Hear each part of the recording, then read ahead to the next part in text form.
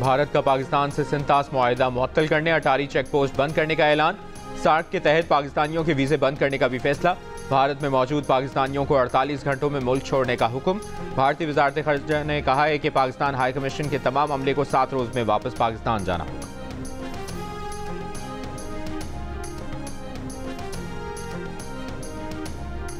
भारत के पाकिस्तान मुखालिफ इक़दामात पर कौमी सलामती कमेटी का इजलास कल तलब कर लिया गया। वज़ीर दिफा ख्वाजा आसिफ ने कहा है कि भारत सिंतास मुआहिदे को इस तरह मुअत्तल नहीं कर सकता। भारत बहुत अरसे से सिंतास मुआहिदे से निकलना चाह रहा है। जिस तरह अभिनंदन के वक्त जवाब दिया था, इस बार भी 100% जवाब देने की पोजीशन में। सेनेटर फैसल बावडा ने कहा है कि भारत के फरेब की बुनियाद पर कोई एक्शन हुआ तो भरपूर जवाब दिया जाएगा। सेनेटर शहरी रहमान का कहना है कि माजी में भारत के पाकिस्तान पर इल्जामात तहकीकात में गलत साबित हुए। पहलगाम वाक़े के तमाम इशारे फॉल्स फ्लैग ऑपरेशन की तरफ जाते हैं। मौलाना फजल रहमान ने हुकूमती कारकर्दगी को सिफर करार दे दिया। इस्लामाबाद में सहाफ़ियों से गुफ्तगू करते हुए कहा कि हुकूमती इदारे अवाम की जान और माल के तहफ़्फ़ुज़ में नाकाम हैं। अवाम को हुकूमत की जानिब से कोई रिलीफ नहीं मिला। खैबर पख्तूनख्वा, बलोचिस्तान और सिंध में अमन अमान की अबतर सूरत हाल है। मौलाना फजल रहमान का कहना था कि अपोजिशन का बड़ा इत्तेहाद बनाने पर JUI की काउंसिल आमादा नहीं। अपोजिशन में बैठी जमातों का कोई बाज़ाब्ता इत्तेहाद नहीं, मगर राबते कायम हैं। JUI की मजलिस अमूमी अपोजिशन जमातों के इत्तेहाद में शामिल होने के हक में नहीं है।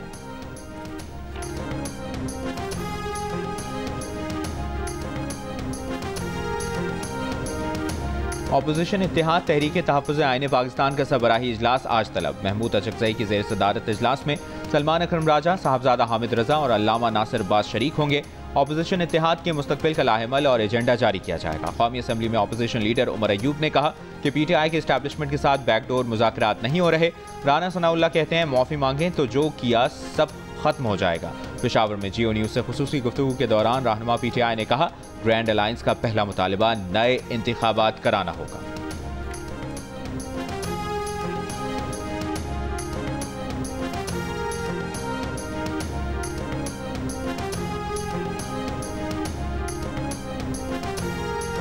वज़ीर आज़म जल्द अपना मीटर अपनी रीडिंग प्रोग्राम का इफ्तिताह करेंगे। लेस्को चीफ रमजान भट्ट का लाहौर चैम्बर में खिताब। कहा बिजली की फौरी बहाली के लिए रैपिड रिस्पांस फोर्स कायम कर दी है। मीटर की खराबी का जिम्मेदार मीटर रीडर होगा।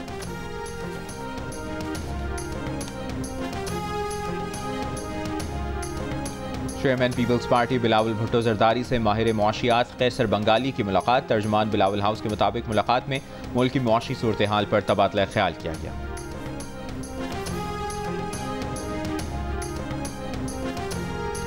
रवा माली साल पाकिस्तान की माशी तरक्की की रफ्तार 3% की बजाय 2.6% रहने का इम्कान। IMF ने वर्ल्ड इकनॉमिक आउटलुक रिपोर्ट जारी कर दी।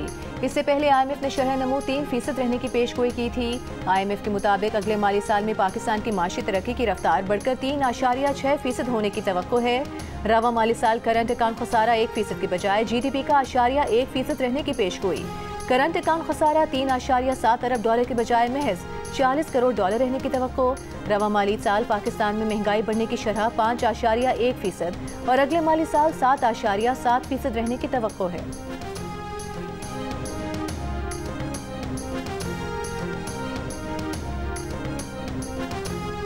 नून लीग के कायद नवाज शरीफ ने कहा है कि पाकिस्तान में हर काम मेरिट पर हो रहा है। शहबाज शरीफ ने गिरती मईशत को अपने पांव पर खड़ा कर दिया है। PTI की गलत पॉलिसीज की वजह से पाकिस्तान इस मकाम तक पहुंचा।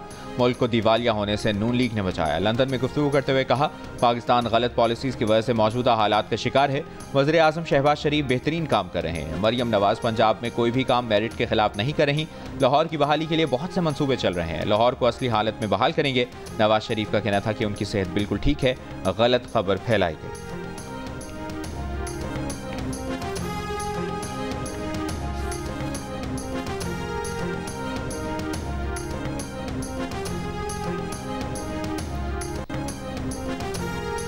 पाकिस्तान से 67,000 से ज्यादा आज़मीन का हज रकम की अदायगी के बावजूद खटाई में पड़ गया। हज ऑपरेटर्स के नुमाइंदे कायमा कमेटी इजलास में वजारत मजहबी उमूर पर फट पड़े। कहा कि वजारत ने डेडलाइन का नहीं बताया। हमें लोगों से हज दरख्वास्तें भी नहीं लेने दी। हमारे पैसे DG हज के जरिए किसी और गलत अकाउंट में थे। सऊदी हुकूमत हमारी रकम अपने डिजिटल अकाउंट में ढूंढती रही। तकरीबन 1.25 महीना 50 मिलियन रियाल की वापसी में लग गया। डेडलाइन मुकम्मल करने में रुकावटें खड़ी की गईं। सऊदी मुआहदे में लिखा है कि अगर 14 फरवरी तक मुकम्मल रकम ना मिली तो फिर जहां जगह मिलेगी वो देंगे। कमेटी इजलास में सेक्रेटरी मजहबी उमूर ने कहा कि डीजी हज को ऑनलाइन ले लें, पूछें किसने पैसा गलत अकाउंट में मुंतकिल किए। सऊदी हुकूमत का खत आया है कि अब 67,000 आज़मीन हज का मजीद कोटा नहीं रहा। डीजी हज ने कहा कि 14 फरवरी तक 600 मिलियन रियाल निजी स्कीम ने देने थे, जो नहीं दिए। जो डिजिटल वॉलेट में पैसा आया है वो तो वापस हो जाएगा, जो पैसा इमारत वगैरह बसों के किरायों का गया वो वापस आएगा या नहीं, कुछ नहीं कह सकते।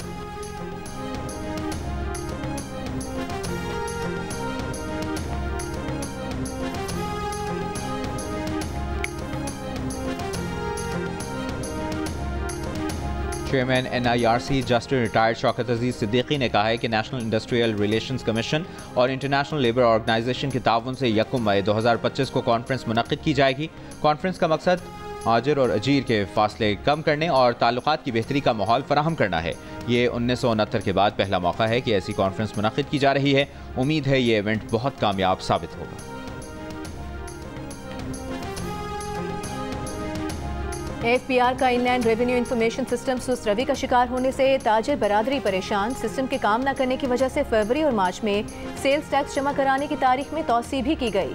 ज़राए का कहना था कि सिस्टम में खराबी हर फरोख्त आइटम के साथ 8 हिस्सों का कोड और सेल्स टैक्स फॉर्म में इजाफी मालूमात मुंसलिक करने की वजह से आई है। ताजिर बरादरी का कहना है कि IRIS सिस्टम टैक्स दहिंदगान को टैक्स अदा करने के बावजूद एक्टिव टैक्स दहिंदा नहीं दिखा रहा। सदर FPCCI तारिक जदून ने कहा कि GST से मुतालिक कागजात ऑनलाइन अपलोड करने के बाद तस्दीक के लिए मुकामी रजिस्ट्रेशन ऑफिसर के पास जाना पड़ता है। जब तक फाइल मुकामी रजिस्ट्रेशन ऑफिसर के पास ज़ेरे इल्तवा रहती है, HS कोड नहीं मिलता। FBR माइक्रो लेवल पर निज़ाम की खराबियां दूर करे। तर्जुमान FBR ने कहा कि टैक्स दहिंदगान की फहरिस्त अपडेट होने में 1 दिन लगता है। टैक्स दहिंदा 1000 रुपये जुर्माने अदा करके एक्टिव टैक्स दहिंदा की फहरिस्त में शामिल हो सकता है।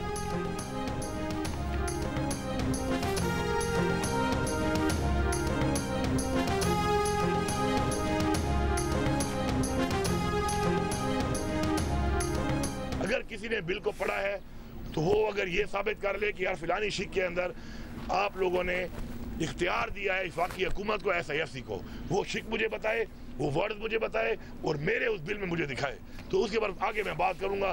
फजूल बातें कि जी ये हो गया तो वो हो गया, मफरूज़ों का जवाब मैं देता नहीं हूँ। ये मफरूज़े हैं, बिल को पढ़ के बता दें कि कहाँ पर हमने कोई इख्तियार दिया है। ना हमने इख्तियार दिया है, ना हम इख्तियार देंगे, ना इख्तियार हमसे कोई ले सकता है।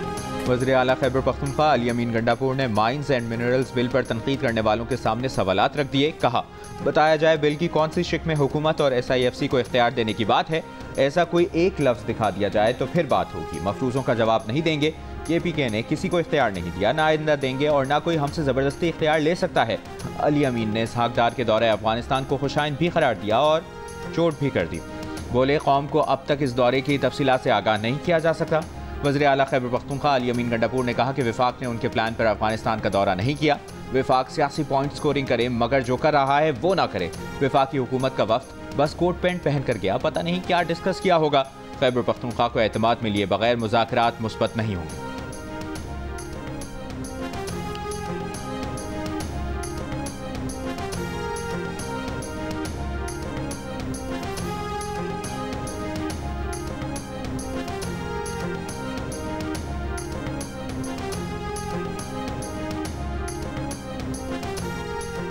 KP mines and mineral bill पर अवामी नेशनल पार्टी के तहत ऑल पार्टीज कॉन्फ्रेंस। ANP के सूबाई सदर मियां इफ्तिखार हुसैन ने कहा कि ये बिल सूबे की खुद मुख्तारी पर हमला है।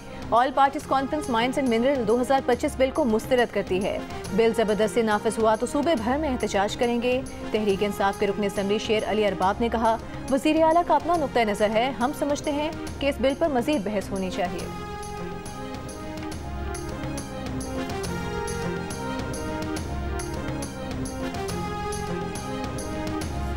वज़ीर आज़म ने हुकूमती कारकर्दगी के निज़ाम की बेहतरी के लिए कमेटी तश्कील दे दी। वज़ीर ख़जाना कन्वीनर मुक़र्रर। कमेटी के अरकान में वज़ीर तवानाई, वज़ीर मौसमियाती तब्दीली, चेयरमैन FBR और दीगर शामिल। कमेटी FBR के मौजूदा फ्रेमवर्क और नताइज का तजिया करेगी। वफाकी इदारों के लिए मयारी जाँच और फीडबैक निज़ाम तैयार किया जाएगा। कमेटी 30 दिन में अपनी रिपोर्ट वज़ीर आज़म को पेश करेगी।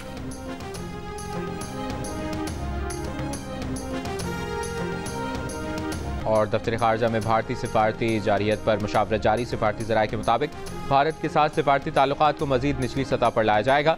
भारतीय दिफाई, एयर और नेवल अताशियों और सपोर्टिंग स्टाफ वापस भेजने।